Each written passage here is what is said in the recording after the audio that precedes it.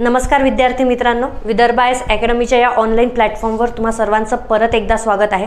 बघा, आता दर महिन्याला आपण आपली जे अकॅडमीची कौटिल्य मॅगझिन येते त्यामधले जे पर्यावरणाचे महत्त्वाचे इश्यू असतात ते आपण डिस्कस करतो। ठीक आहे, आता कौटिल्य मॅगझिन काय आहे तुम्हाला लक्षात आलेलंच असेल की आपली 2025 पासून डिस्क्रिप्टिव्ह पॅटर्नने एक्झाम होणार आहे, म्हणजे मेन्स जी आहे ती रिटर्नमध्ये होणार आहे। तर त्या अनुषंगाने आपण तयार केलेलं हे मॅगझिन आहे। तर या आधीही मी तुम्हाला मॅगझिनचं स्वरूप दाखवलेलं होतं। परत मी तुम्हाला सांगते की यामध्ये ज्या पद्धतीने आपल्याला आन्सर लिहायचे असतात मेन्समध्ये आणि त्या मेन्सच्या आन्सरची जी डिमांड असतात की कुठल्याही कन्सेप्टचा पॉझिटिव्ह साईड काय आहे, निगेटिव्ह साईड काय आहे, इंट्रोडक्शनमध्ये काय लिहायला पाहिजे किंवा वे फॉरवर्ड काय असायला पाहिजे, तसं सर्व पद्धतीने सिस्टमॅटिकली प्रत्येक कन्सेप्ट किंवा प्रत्येक इश्यू यामध्ये कव्हर केलेले आहेत। तर याच मॅगझिनमधला बघा, आता हे जुलै मंथचं मॅगझिन आहे, तर यामध्ये सर्वात महत्त्वाचा जो इश्यू आहे, म्हणजे सर्वच इश्यू महत्त्वाचे आहे पण त्यापैकीही सर्वात महत्त्वाचा इश्यू म्हणजे खारफुटीची वने, तर तो आज आपण डिस्कस करणार आहे। ठीक आहे, बघा, जगातील 50% पेक्षा खारफुटीची जगातील 50% पेक्षा जास्त खारफुटी नष्ट होण्याचा धोका आहे असा अहवाल आलेला आहे। आता हा अहवाल दिला कोणी, बघा, चलो ठीक आहे, बघा, IUCNचा रिपोर्ट आहे हा। आता तुम्हाला IUCN माहीत असणार। IUCN काय आहे? International union for conservation of nature, म्हणजे आपल्याला एकंदरीत पर्यावरणमध्ये बेसिक माहीत असते की आपल्याला परिसंस्थेचं किंवा पर्यावरणातील सर्व घटकांचं संवर्धन करणं गरजेचं आहे। आणि का गरजेचं आहे? कारण परिसंस्थेतील प्रत्येक घटक हा दुसऱ्या घटकांशी आंतरसंबंध प्रस्थापित करत असतो। त्यामुळे एक प्रजाती जरी नष्ट झाली तर तिच्याशी रिलेटेड असणारा किंवा त्यांच्याशी आंतरसंबंध असणारे किंवा ते इंटरडिपेंडंट असणारे संपूर्ण परिसंस्था ही धोक्यात येत असते किंवा संपूर्ण परिसंस्था ही नष्ट होत असते। आणि सध्या ज्या पद्धतीने पर्यावरणीय समस्या सुरू आहे, म्हणजे जागतिक तापमान वाढ आपण म्हणतो किंवा ओझोनचं डिप्लिशन आपण म्हणतो किंवा बाकी जे आहे किंवा ज्याला आपण काय म्हणणार की कार्बनचं उत्सर्जन आहे, त्यानंतर समुद्राच्या पाण्याची पातळी वाढती आहे किंवा बर्फ वितळतोय, तर ह्या ज्या काही पर्यावरणीय समस्या आहे तर या पर्यावरणीय समस्यांमुळे अनेक परिसंस्था ह्या धोक्यात येत आहे। त्यामुळे IUCN आता आपले जे वेगवेगळे रिपोर्ट पब्लिश करत आहे तर त्यामध्ये असे संभावित धोके जे आहे तर हे धोके हायलाईट करत आहे। तर तुम्हाला IUCN बद्दल एक माहीत असेल की IUCN काय करते? IUCN रेड लिस्ट पब्लिश करत असते, ज्याला आपण मराठीमध्ये तांबडी यादी म्हणतो। मग ही रेड लिस्ट काय असते? तर सिंपल आहे, नावावरूनच लक्षात येणार। रेड आहे म्हणजेच काय की ज्या ज्या गोष्टींना धोका आहे त्या त्या गोष्टी हे काय करणार? हायलाईट करणार। मग धोक्या असलेल्या गोष्टी म्हणजेच कोणतं? त्यामध्ये वनस्पतींच्या प्रजाती येणार आणि प्राण्यांच्या प्रजाती येणार आणि पर्यावरणातील सर्व गोष्टी म्हणजे जे सजीव किंवा जैविक घटक आहे ते सर्व घटक येणार। मग आता धोका कसा दर्शवतात? तर धोक्याचे पर्सेंटेज कन्सिडर केल्या जाते, म्हणजे एखाद्या प्रजातीला किती % धोका आहे त्यानुसार त्यामध्ये वेगवेगळी कॅटेगरी केलेली असतात, जे आपल्याला माहीत आहे। डेंजर असते, त्यानंतर क्रिटिकली इंडेंजर्ड असते, तर असे वेगवेगळे कॅटेगरायझेशन केलेले असतात। आता हे बेसिक इन्फॉर्मेशन तुम्हाला माहितीच असेल। आपण आपला टॉपिक बघू। यामध्ये त्यांनी स्पेसिफिकली हा जो रिपोर्ट पब्लिश केला आहे यामध्ये त्यांनी स्पेसिफिकली मेन्शन केले आहे की खारफुटीची जी वने आहेत आणि हे कुठली जगातली आपण कन्सिडर करतोय, तर जगातली खारफुटीची जी वने आहेत ते 50% पेक्षा जास्त खारफुटीची वने ही धोक्यामध्ये आहे आणि ती नष्ट होण्याच्या मार्गावर आहेत। तर हा रिपोर्ट आज आपण डिटेलमध्ये डिस्कस करणार आहे, कारण खारफुटीची वने हा अत्यंत महत्त्वाचा टॉपिक आहे आणि MPSCने बऱ्याच वेळा यावर प्रश्न विचारलेले आहेत, त्यामुळे MPSCचाही हा फेवरेट टॉपिक आहे। तर आपण हा डिटेलमध्ये बघू। बघा, मी तुम्हाला शॉर्टली समजून सांगते की हे खारफुटीची वने काय असतात, ज्याला आपण इंग्लिशमध्ये मँग्रोव्ह म्हणतो। ठीक आहे, आता हे काय असतात तर तुम्हाला माहीत असेल की ज्या ठिकाणी समुद्र किनारा आहेत तर त्या समुद्र किनाऱ्यावर जिथे आपण म्हणू ट्रान्झिशन झोन आहे। ट्रान्झिशन झोन म्हणजे काय? तर या साईडनी जमीन आहे असं आपण कन्सिडर करू आणि इकडे पाणी आहे। मग जमीन ही एक परिसंस्था झाली आणि पाणी ही दुसरी परिसंस्था झाली। आता या दोन परिसंस्थेचा जो ट्रान्झिशन झोन आहे तर त्या झोनमध्ये आपल्याला खारफुटीची वने आढळून येतात। आता नावावरूनच तुमच्या लक्षात येणार की याला खारफुटीची वने का म्हणतात। आता बघा, जनरली आपण काय म्हणतो की समुद्राचं जे पाणी आहे हे समुद्राचं पाणी खारं असते। खारं असते याचा अर्थ काय आहे की याच्यामध्ये क्षार जे असतात ते जास्त असतात, बरोबर आहे। क्षार जास्त असल्यामुळे किंवा सॅलिनिटी इंग्लिशमध्ये आपण ज्याला म्हणतो, क्षारता जास्त असल्यामुळे तिथे समुद्राच्या ठिकाणी ज्या वनस्पती आढळून येतात त्या वेगळ्या वनस्पती आपल्याला बघायला मिळतात as compare to the land ecosystem. म्हणजे जमिनीवर जनरली आपल्याला ज्या वनस्पती बघायला मिळतात त्या समुद्रामध्ये आपल्याला बघायला मिळत नाही. आणि याचं मेजर कारण म्हणजे त्या समुद्राच्या पाण्याची असलेली क्षारता.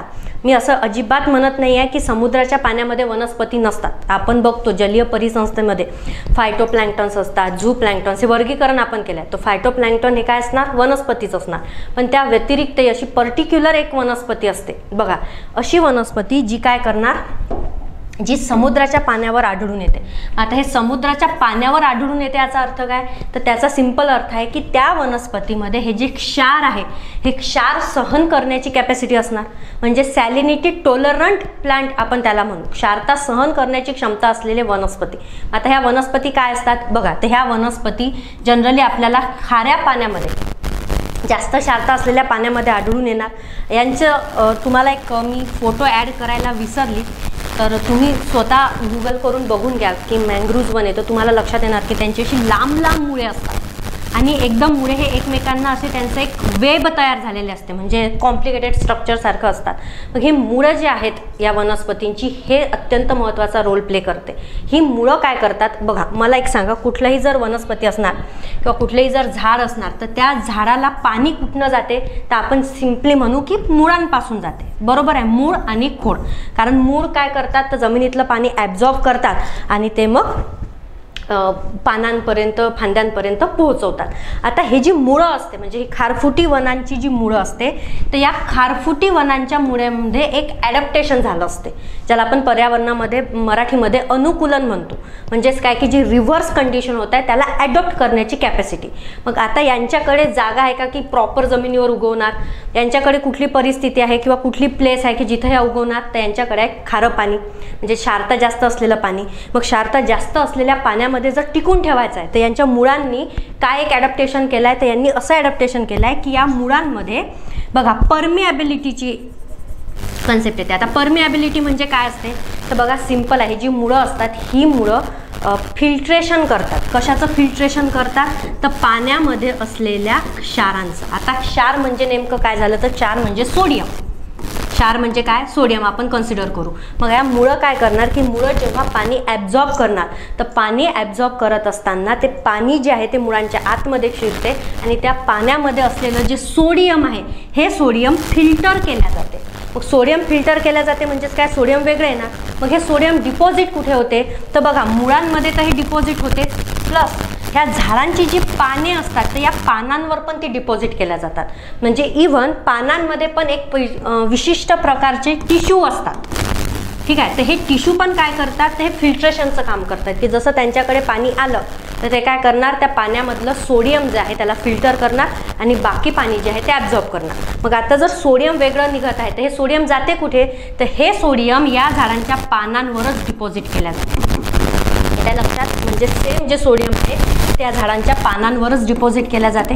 आणि जेव्हा हे पूर्ण पान जे आहे तर हे फिल होणार सोडियमने, म्हणजे पूर्ण क्षार याच्यावर साचणार, तेव्हा काय होणार, ह्या पानाची गळती होणार. म्हणजे ते सोडियम असलेलं, क्षार असलेलं पान गळून जाणार आणि त्या ठिकाणी दुसरं पान येणार. तर अशा पद्धतीने हे काय करतात, क्षारता असलेल्या पाण्यामध्ये स्वतःला टिकून ठेवतात. म्हणजे यांच्यामध्ये एक्स्ट्रा क्वालिटी काय असते, तर यांच्यामध्ये एक्स्ट्रा क्वालिटी ही आहे फिल्ट्रेशनची, जी आपल्याला जनरली कुठल्याही इतर वनस्पतींमध्ये बघायला मिळत नाही. आणि एक आणखी गोष्ट तुम्ही एक्झाम पॉईंट ऑफ व्ह्यू लक्षात ठेवायची की बघा ह्या खारफुटीच्या वनांचं होणारं प्रजनन. आता खारफुटीच्या वनांचं प्रजनन कसं होते तर बघा सिंपल आहे. जनरली वनस्पतींच्या संदर्भात जर आपण विचार केला तर त्यांचं प्रजनन कसं होत असते, तर कुठल्याही वनस्पतीला बघा इथे तुम्हाला इथेच दिलं आहे, एक छोटी इमेज दिली आहे, तर ते मी तुम्हाला दाखवते म्हणजे तुमच्या लक्षात येणार. बघा ही इमेज जर का तुम्हाला व्हिजिबल असेल तर तुम्ही बघू शकता. ठीक आहे, अशा पद्धतीने मोठे मुळं असतात. तर जनरली वनस्पतींमध्ये प्रजनन कसं होते, जनरल इन केस आपण बोलतोय की त्या झाडाला फळ येणार आणि ते फळ जेव्हा जमिनीवर पडणार तर ती बी जी आहे तर ती बी जमिनीमध्ये जाते आणि तिथनं परत ते झाड जे वृक्ष आहे किंवा जे रोपट आहे तर ते उगवते. अशा पद्धतीने जनरल प्रजनन असते. पण खारफुटीच्या संदर्भात तसं होत नाही. कारण मला सांगा, जर का हे बघा इकडे तुम्हाला पाणी दिसतंय आणि हे क्षार असलेलं पाणी आहे, तर याचं बी जर का पाण्यामध्ये पडलं तर तिथं त्याचं रोपटं उगवणार नाही. तर त्यामुळे यांच्यामध्ये आणखी एक ॲडॅप्टिबिलिटी काय असते की हे जे मूळ आहे, झाडांचं जे मूळ आहे तर या झाडाच्या मुळांवरच बिया पडतात आणि मुळावरच नवीन झाड जे आहे ते उगवतात. हे पण एक तुम्हाला जे वैशिष्ट्य आहे या झाडाचं हे लक्षात ठेवायचं आहे. येत्या का लक्षात, जे ओरिजिनल मूळ आहे त्यावरच बी पडणार आणि त्या मुळावरच नवीन रोपटं उगवणार. तर ह्या दोन गोष्टी तुम्हाला लक्षात ठेवायचं आहे. तर तुम्हाला एक बेसिकली अंदाज आला असणार खारफुटीची वने महत्त्वाचं का आहे. कारण हा एक युनिक फीचर शो करते परिसंस्थेमध्ये की ते क्षारता सहन करण्याची त्यांच्यामध्ये कॅपॅसिटी असते. सॉल्ट टॉलरंट असे ते वृक्ष असतात. आता हे एक झालं त्यांचं नॉर्मल फीचर. मग हे आपल्यासाठी पण का महत्त्वाचे आहे ते जनरली तुम्ही रीड केलंच असणार की सागरी किंवा समुद्रापासून येणाऱ्या ज्या लाटा असतात मोठमोठ्या, त्यापासून हे काय करतात, आपलं संरक्षण करत असतात किंवा जे कोस्टल रिजन आहे त्यांचं संरक्षण ते करत असतात. कारण मोठ्या ज्या जेव्हा लाटा येतात त्यांचं मुळांचे बघा कॉम्प्लिकेटेड स्ट्रक्चर आहे, तर तेव्हा पाणी जे आहे ते अडवल्या जाते, पाण्याचा वेग जो आहे तो कमी केला जातो. तर अशा वेळेस सुनामीपासून बचाव करण्यासाठी खारफुटीची वने जी असतात हे अत्यंत महत्त्वाचे असतात. ते एक प्रकारची एक परिसंस्था असते. कारण याच्याच रिलेटेड आपल्याला वेगवेगळे पक्षी इथे बघायला मिळणार, मग प्राण्यांच्या प्रजाती पण बघायला मिळणार. तर असे अत्यंत महत्त्वाचे असे खारफुटीची वने आहेत. आता हेच खारफुटीची वने नष्ट होण्याच्या मार्गावर आहे असं कोणी म्हटलं आहे, IUCNनी म्हटलेलं आहे. तर बघा त्यांनी काय काय क्लेम दिलेले आहेत बघा. तर इथे तुम्हाला इन्फॉर्मेशन दिसणार, international union for conservation of nature यांनी जे जागतिक मूल्यांकन केले त्यामध्ये काय लक्षात आलं की 50% कांदळ वनांना धोका निर्माण झालेला आहे. आणि हा कशामुळे झाला आहे तर त्यांनी मेन कारण दिलं बघा, मानवी हस्तक्षेपांमुळे. येत्या लक्षात. आता पर्यावरणीय समस्या म्हटलं की जनरली आपल्याला माहित आहे की मानवी हस्तक्षेपामुळेच तयार झालेल्या आहे. मग यामध्ये आणखीन स्पेसिफिकली काय तर बघा, जंगलतोड झाली मोठ्या प्रमाणात, कोस्टल रिजनची डेव्हलपमेंट झाली, तिथे बंदरे बांधण्यात आली, म्हणजेच विकास कामं झाले. इव्हन त्याहीपेक्षा महत्त्वाचं म्हणजे प्रदूषण. आता जरी हे कांदळ वने किंवा खारफुटीची वने सॉल्ट टॉलरंट आहे, म्हणजे क्षारता सहन करण्याची जरी यांच्यामध्ये क्षमता आहे, तरी पाण्यामध्ये जे प्रदूषण होते, जलप्रदूषण जे आहे आणि जलप्रदूषके जे असतात तर ती सहन करण्याची कॅपॅसिटी यांच्यामध्ये नसते. त्यानंतर धरण बांधणे, तर यांसारख्या वेगवेगळ्या क्रियांमुळे काय झालेली आहे, कांदळ वनांना धोका निर्माण झालेला आहे. प्लस याशिवाय सर्वात महत्त्वाचं म्हणजेच काय तर बघा इथे दिलेलंच असं, वादळांची वारता म्हणजे तीव्र वादळे येतात. आता वादळ वाढण्याची काय रिझन आहे, म्हणजे वारंवार वादळे का निर्माण होतात तर याचं कारण आहे तापमानवाढ. आता यांचं काय रिलेशन आहे तर हे आपण एक लेक्चर मी घेईन तर तेव्हा मी तुम्हाला समजून सांगेन की जनरली वादळ म्हणजे काय झालं, लो प्रेशर एरिया, बरोबर आहे. ज्या ठिकाणी लो प्रेशर डेव्हलप होते त्या ठिकाणी वादळे निर्माण होतात, ज्याला आपण ट्रॉपिकल सायक्लॉन म्हणतो. आणि लो प्रेशर कामुळे होते कारण टेम्परेचर फॅक्टर असतो. तर जे तापमान वाढ होते तर त्यामुळे लो प्रेशर होते, त्यामुळे सतत वादळे येत आहे. तर यामुळे पण कांदळ वनांना धोका निर्माण झालेला दिसून आपल्याला येते. मग आता हे जे मूल्यांकन IUCNनी केलेलं आहे की 50% खारफुटीची वने जे आहे तर ते धोक्यादायक आहे. तर यांच्यामध्ये त्यांनी स्पेसिफिकली रिजन पण मेन्शन केलेलं आहे बघा. इथे तुम्हाला डिटेलमध्ये दिलेलं आहे. याच्यामध्ये कोणी कोणी घेतलं बघा, परिसंस्थेच्या आरोग्याचे मूल्यांकन करण्यासाठी IUCN रेड लिस्ट म्हणजे IUCN स्वतः. त्यानंतर बघा IUCNचं कमिशन ऑन इकोसिस्टीम मॅनेजमेंट, त्यानंतर IUCN स्पीसीज सर्वायवल कमिशन आणि वेगवेगळ्या बघा ग्लोबल ज्या विविध संस्था असतात तर या संस्थांनी काय केलेलं आहे तर 250हून अधिक तज्ज्ञांसह 44 देशांमधील 36 प्रदेशांमध्ये हे मूल्यांकन केलेलं आहे आणि तो रिपोर्ट पब्लिश केलेला आहे. मग त्यामधली स्पेसिफिकली इथे मेन्शन पण केलेलं आहे की कोणत्या कोणत्या क्षेत्र जे आहे ते धोकादायक आहे. तर त्यामध्ये दक्षिण भारताचा समावेश झालेला आपल्याला दिसून येते. ठीक आहे. त्यानंतर मग जगामध्ये यांचं डिस्ट्रीब्युशन कसं आहे तर बघा, जगभरात सुमारे 15% किनारपट्टी म्हणजेच प्रामुख्याने जगभरातील उष्णकटिबंधीय, उपोष्णकटिबंधीय आणि उष्ण समशीतोष्ण किनारपट्टीवर ही जी परिसंस्था आहे तर ही परिसंस्था 1,50,000 चौरस किलोमीटर क्षेत्रावर व्यापलेली दिसते. म्हणजे एवढं मोठं पर्सेंटेज या कांदळवनांचं आहे. आता हे आपण का बघतोय हा डेटा, कारण हा डेटा आपल्याला आन्सरमध्ये लिहायचं असतात. पर्यावरणासाठी हे महत्त्वाचं का आहे, त्यांचं क्षेत्रफळ देखील आपल्याला मेन्शन करणं गरजेचं असते. ठीक आहे, मग बघा त्यांनी हे दिलं. परत यामध्ये आपल्याला हा पण दिलेला आहे की 2050 पर्यंत आता परीक्षण केलेले 50% परिसंस्थांपैकी सर्वच असुरक्षित, संकटग्रस्त किंवा गंभीरपणे धोक्यात असलेल्या प्रजातींचं वर्गीकरण केलेलं आहे. म्हणजे आता जे आपण ॲनालिसिस केलं त्यावरून असं लक्षात आलं की सर्व कांदळवने 2050 पर्यंत नष्ट होण्याचे चान्सेस आहेत. ठीक आहे, त्यानंतर यांचं महत्त्व काय आहे तर ते महत्त्व पण दिलं आहे की जगभरातील खारफुटींमध्ये 11 अब्ज टन एवढा कार्बनचा साठा आहे. त्यामुळे हे नष्ट होणे आपल्यासाठी किंवा जगातील सर्वांसाठीच हे काय असणार आहे, एक मोठा धोका निर्माण करणार आहे, पर्यावरणीय समस्या निर्माण करणार आहे. त्यामुळे या खारफुटीच्या वनांचं कन्झर्वेशन करणं, यांचं संवर्धन करणं अत्यंत महत्त्वाचं आहे. तर असा हा रिपोर्ट आहे. तर बघा आता तुम्हाला जनरली माहीत असेल की IUCN कन्झर्वेशनसाठी काय करण्यापेक्षा रेड लिस्टमध्ये आपल्याला काय पब्लिश करते की कुठल्या प्रजातीला धोका आहे. तर त्यांनी ह्या रिपोर्टमध्ये स्पेसिफिकली मेन्शन केलेलं आहे की खारफुटी काय आहे, धोकाग्रस्त झालेली आहे. मग अशा वेळेस एक चान्सेस असते, पॉसिबिलिटी असते की MPSC काय करणार की खारफुटीवर तुम्हाला प्रश्न विचारणार. तर तुम्हाला त्या 2 ते 3 गोष्टी किंवा खारफुटीबद्दल बेसिक माहिती करून ठेवणं गरजेचं आहे. हे तर तुम्हाला समजून घेणं महत्त्वाचं आहेच. त्याचं महत्त्व काय आहे खारफुटीचं, त्यानंतर त्यांचे फायदे काय आहेत, त्यांना होणारं नुकसान काय आहे, पण सोबतच खारफुटीबद्दल एक बेसिक माहितीही तुम्हाला लक्षात पाहिजे. हे ऑक्सिजन विरहित असलेले प्लांट आहे, म्हणजे विनॉक्सी आपण ज्याला म्हणतो की यांना ऑक्सिजनची गरज लागत नाही असे हे असतात. त्यानंतर हे ब्रॅकिश वॉटरमध्ये म्हणजे जिथे क्षारता जास्त असते तिथे आढळून येतात. त्यानंतर मी तुम्हाला त्यांच्या प्रजननाबद्दल सांगितलं आहे आणि त्यांच्या मुळांमध्ये जी स्पेशल ॲडॅप्टिबिलिटी झाली आहे ते देखील सांगितलं आहे. तर हे सर्व जो पार्ट आहे तो तुम्हाला व्यवस्थितपणे करायचा आहे. ठीक आहे, तसं दरवेळेस आपण आपल्या या मॅगझिनमधले जे इंटरेस्टिंग फॅक्ट आहे, जे परीक्षेसाठी पण महत्त्वाचे आहे, तर असे छोटे छोटे फॅक्ट आपण इथे कव्हर करणार आहे. आणि सोबतच जर तुम्हाला हे कन्सेप्ट काय लक्षात आलं असेल तर मला कमेंटमध्ये नक्की सांगा की भारतामध्ये खारफुटीची वने कोणत्या कोणत्या राज्यांमध्ये आढळून येतात.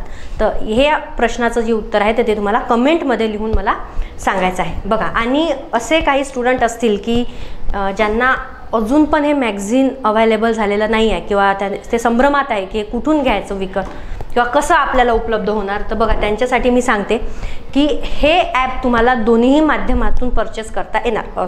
हे मॅगझिन जे आहे तुम्हाला दोन्ही माध्यमातून परचेस करता येणार, ऑनलाईन प्लस ऑफलाईन. ऑनलाईन जर का मॅगझिन तुम्हाला घ्यायचं असेल तर अकॅडमीचं ॲप आहे आपल्या विदर्भ IAS अकॅडमीचं. तर ॲपमधून मॅगझिन परचेस करायचं. तुम्ही परचेस केल्यानंतर तेथे तुम्हाला ॲड्रेस विचारला जाणार आणि तुमच्या घरी याची हार्ड कॉपी सेंड केली जाणार. आणि जर का इन केस तुम्हाला लगेच पाहिजे, तात्काळ पाहिजे आहे, तर बघा इथे लिस्ट दिली आहे. तर महाराष्ट्रातील वेगवेगळ्या शहरांमधले हे जे बुक स्टॉल आहे बघा, कोल्हापूर, सातारा, सांगली, जालना, तर या बुक स्टॉलमध्ये आपलं मॅगझिन जे आहे ते अवेलेबल आहे. तर तिथनं तुम्ही डायरेक्टली परचेस करू शकता. आणि प्लस तुम्हाला आणखी एक न्यूज मला द्यायची आहे की जसं तुम्हाला माहीतच आहे की आपल्या अकॅडमीची पुणेची जी ब्रांच आहे ती सुरू झालेली आहे. तर त्याच ब्रांचमध्ये कंबाईनची म्हणजे येणाऱ्या परीक्षेसाठी म्हणजे कंबाईनची एक्झाम जी असते, संयुक्त गट ब आणि गट क पूर्व परीक्षा, तर या परीक्षेसाठी रिव्हिजन बॅच सुरू होते. तर याबद्दल देखील तुम्हाला माहिती हवी असेल तर अकॅडमीशी तुम्ही कॉन्टॅक्ट करू शकता. धन्यवाद.